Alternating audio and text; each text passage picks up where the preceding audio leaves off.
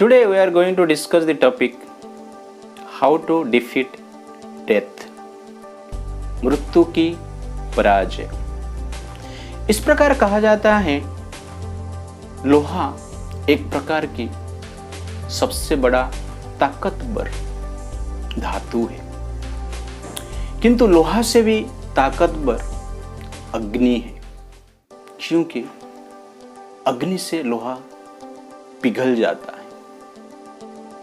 किंतु अग्नि से भी ताकतवर जल है, क्योंकि जल अग्नि को बुझा देता है। जल से भी ताकतवर मनुष्य है, क्योंकि मनुष्य जल को पी जाता है।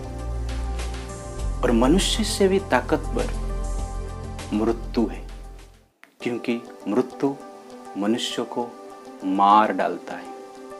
किंतु मृत्यु से भी ताकतवर भक्ति है, क्योंकि भक्ति से मृत्यु से हम ऊपर जा सकते हैं, मृत्यु को भी मार सकते हैं। इसलिए भगवान कृष्ण भगवद गीता में कहते हैं, ते अपि च अतितरन्ति एव मृत्युम श्रुति परायणः।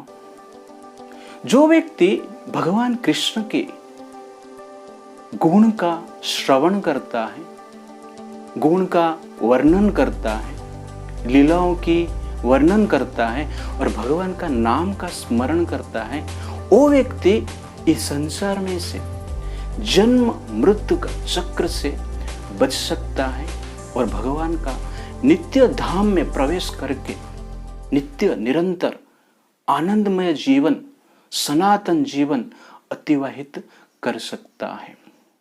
इसलिए भगवान का स्मरण ही हमें मरण से बचा सकता है और भगवान का विस्मरण ही हमारा बारंबार जन्म मृत्यु का कारण है।